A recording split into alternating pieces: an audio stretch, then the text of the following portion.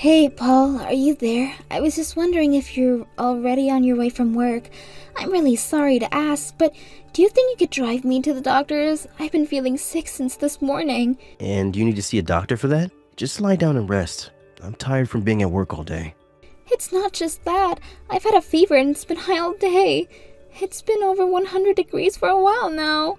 I don't think it's just the cold or anything like that. You've been having a fever of over 100 degrees all day? Pretty much, yeah. That's why I'd like you to take me to the doctor. After all, your mom doesn't have her license, so you're the only one that I can ask. I don't believe this. Have you considered just walking there by yourself? Better leave now if you want to make it. Wait, what? Is that supposed to be some kind of joke? You know that our daughter Linda is going to be coming home soon to have her kid, which is due next month, don't you? What are you going to do if you get our pregnant daughter sick with whatever you have?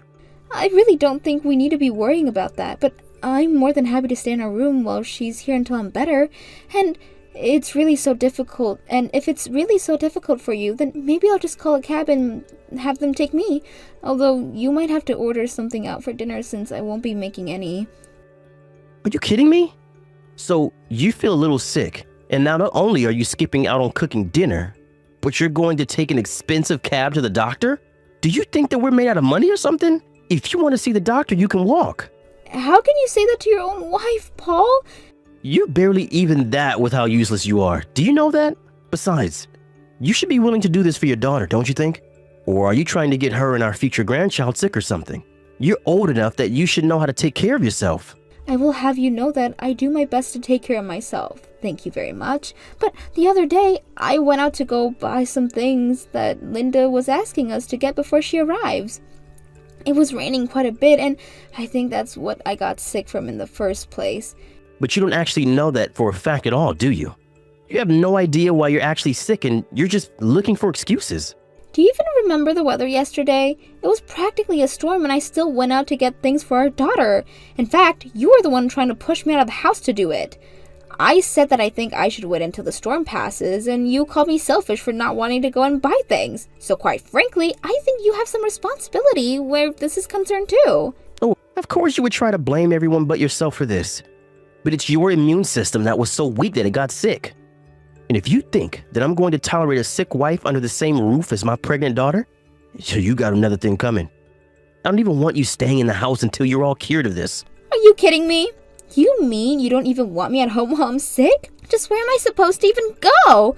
I don't know why you think that's my problem. You can go and live under a bridge for all I care. I don't even know what to say to this right now. I tell you that I've had a high fever all day, and you tell me to go sleep outside until I feel better? I thought that you would have been worried about me, Paul. You can go live under a bridge for all I care. The only one that I'm worried about here is our pregnant daughter, thank you very much. I mean, don't you pity her now that the father has run away and left her all alone? Now she only has her new man to be there for her. Paul, you do realize that the father of Linda's baby left because she cheated on him with the man that she's with now, right? I know she is our daughter, but she set herself up for that to happen. How can you say that about your own innocent daughter? This is just the fever talking. You don't actually know what you're saying at all, do you? Do you really think that I'm delusional? Do you really think that I'm delusional right now? Yes, and that means that it's getting worse. The sickness is spreading throughout your body, and you have to get out of the house right now. If anything happens to our daughter, I'll never forgive you. Do you understand me? You're nothing but a walking disease now. You know that you're going to regret this, right? Just shut up and do as your husband is telling you to do already. In fact, I'd be just fine if you never came back. Do you understand me? Okay then, have things your way. I'm going to go to the doctor, and then I'm never ever going to come back here again. Alexa, are you there? Were you able to make it home okay after the doctors? I'm sorry, but I don't think I have this number saved in my phone. Who am I speaking to right now? You don't have my number saved? It's me, Sophie from high school, remember? You and I used to be on track team together. Sophie? Is that really you? Oh my gosh, I don't think we've spoken since graduation. How are you doing? You mean that you finally remember me? Honestly, I have to say that I'm kind of shocked since we just ran into each other at the doctor's office. We did? I'm sorry, but I really don't have any recollection of that at all. Yeah, I've actually been working at the hospital since last summer as a nurse. I was the one who put your IV in you. Do you really not remember? Oh my, I really am sorry for not noticing. I think my fever was acting up quite badly, and well, I really don't remember a lot of what happened after I checked into the hospital, to be perfectly honest. Well, yeah, your fever was really bad. I was surprised that you were even standing by the time that you made it. All the other nurses were quite worried about you. Even after we put the IV into you, you still weren't looking so hot, and then you said that nobody was coming to get you, and you were going home all by yourself. So anyways, I was just curious if you made it back to your house at all in one piece. Oh, I see. Well, the truth is that I actually didn't go back to my house. In fact, I'm thinking about divorcing from my husband right now. Hold on a second.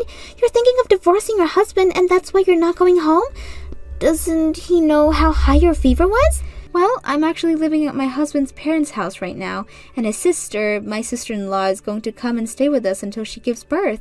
Everyone at home is very sick over my sister-in-law's health, and since I had a fever, my husband told me he didn't even want me under the same roof as her. You're kidding me! That's just horrible! I agree, but as horrible as it is, it's also how he usually treats me anyways. Ever since we got married, it's like he's a completely different man. He's always bossing me around, and he's so cruel. And anyways, I just think that I'm finally at my breaking point with him.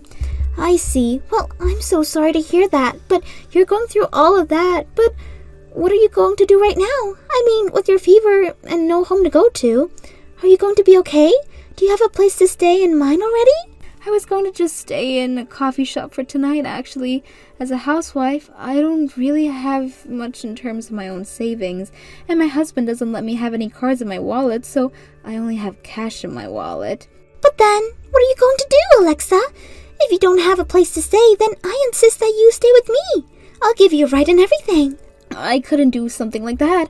I really will be fine. Thank you for worrying about me, though. You're not fine, and if you don't have anywhere else, I insist, as an old friend, that you stay with me. But I'm still sick with a high fever. I would hate to impose on you and your family. It's just me, so you wouldn't be imposing on anyone at all. I actually also just recently divorced my husband and have been living on my own ever since. Wait a second, you mean that you're divorced? That's right. My story is actually pretty similar to yours in terms of husband changing into a tyrant after the wedding. He was always accusing me of spending all of his money until one day I couldn't stand it anymore and I told him I wanted a divorce. I see. I'm so sorry to hear that. I had no idea. It's fine. I say all that to let you know that I understand that you have a place to stay. Tell me when and where you are and I'll go pick you up. Thank you so much. I really just don't know what else to say. You don't need to say anything. You don't need to say anything. I had friends there for me when I ended my marriage. And the best thing I learned was to not let others go through this alone. You have no idea how much you're helping me right now. Thank you so much, Sophie. I'm actually still just waiting at the bus stop in front of the hospital right now, though. Well, you come into the lobby, and when I clock out, I'll find you and take you to my place. Okay? Hey, Alexa. Surely you're not still sick, right? When are you finally coming back here? The laundry and dishes and all kinds of things are starting to pile up here. And just why should any of that concern me at all? Are you incapable of taking care of all those yourself? Excuse me? Just who do you think you were taking that kind of tone with? Did that fever mess with your head or something? Actually, I think it's the opposite. Thanks to that fever, I was able to see who you really are. And now that I'm fully recovered, I can say that I'm taking with full clarity that I'm not going to be listening to you ever again. Do you really think that you can talk to me like this just because you've been out of the house for the past month? You should be apologizing to all of us over here. I told you that I didn't want you home if you were sick. But if you're not sick, then you should be here already. Are you kidding me? You were the one who kicked me out, and you told me you didn't care if I ever came back, remember? I was only giving you what you wanted. Why in the world would I apologize to you or any of your family?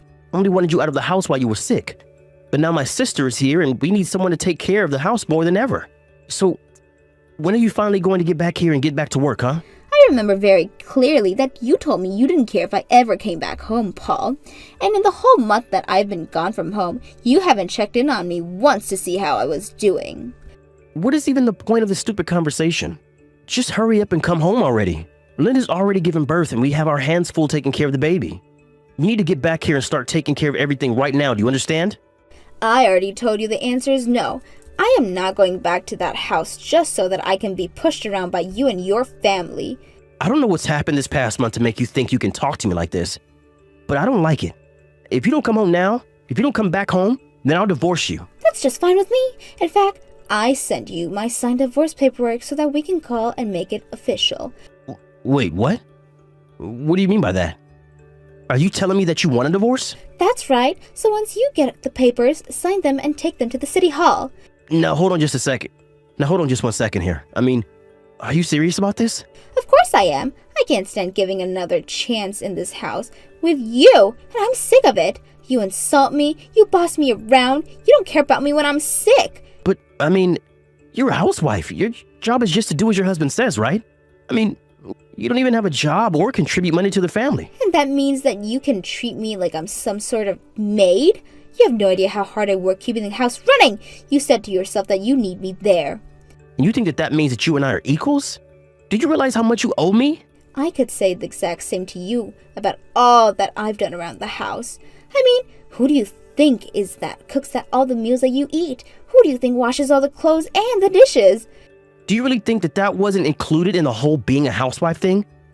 Well, of course you do all of those. But just because you know what your jobs are and you do them, doesn't mean that we're contributing the same to the house. Do you get it? You've never once thanked me for anything that I've done around the house at all. I've actually been wanting to do this for some time now. Okay. Let's just settle down and not get carried away here. I mean, if you divorced me, then how would you manage to provide for yourself? You don't have savings and you don't have any work experience. Thank you so much for your concern, Paul, but I'm going to be just fine. Don't you worry. After all, I will be living on the money from the lawsuit for a while. Lawsuit? What lawsuit? What in the world are you talking about now? No, not just the lawsuit, Paul. We're going to split our assets, and then I'm going to sue you for emotional distress and take a little more than that away. So, we can either do this the hard way, or you can just write me a check and save all the trouble. Is this supposed to be some kind of joke? You really think that you're going to get a cent out of me? I won't pay you a single penny, got it? Well, I suppose we'll just have to see what the judge thinks of all the proof that I've gathered. But my lawyer seems to think that we have a pretty alright case and doesn't seem to concern at all. Wait a second. Are you telling me that you've already hired a lawyer for this? But, I mean, you really are serious about this, aren't you? But how can you afford a lawyer with no money? If you must know, I had a friend lend me some money. They were also there for me while I was sick. I've talked to this friend and she convinced me that leaving you is the right move for me. Oh, you've got to be kidding me. You can't do this. You're nothing. You won't be able to survive without me. Don't you realize that? But fine. If you want to play this little game, then let's do it. If it's money you're after, that's fine. I make plenty. Well, okay then. Look forward to hearing from my lawyer. I'm sure that we have much more to talk about with you. I'm sure we have much more to talk about than you even know. It didn't take long before my lawyer reached out to Paul to begin the divorce process. Meanwhile, Sophie, who was in charge of ordering medical supplies from her hospital, knew that Paul worked for a medical supply company that he regularly sold to her hospital. She talked with the hospital administrator about the kind of person Paul was, and that the administrator called Paul's company to demand a different representative, or else they'd take their business elsewhere. Paul had managed to keep much of his family life a secret around his office, but this raised questions, and soon rumors were flying around his work. In the end, his bosses and coworkers learned all the things about Paul, some true and some fake. They ultimately saw him given an official demotion into the boiler room. Although he isn't making any less money, his career was essentially stopped in its track and put on hold indefinitely. After that, I was able to get in a rather nice payout from him through the divorce process, and one that he was much less eager to hand out in light of recent happenings at work. I really didn't care what happened to Paul or his family after that, but I was satisfied to get what I deserved after going through all this. I paid Sophie back for all the support she had shown me and began working a few part-time jobs while I established myself a newly single woman. I don't know what's going to happen to me from here on out, but I do know that I'm better off surrounding myself with people that actually care about me than those who don't. Thank you for watching all the way until the end. If you felt good after watching this video, please like the video. If not, please leave a comment and give us your feedback. Also, don't forget to subscribe. Your comments and likes help this channel grow. We hope you enjoy our other stories as well.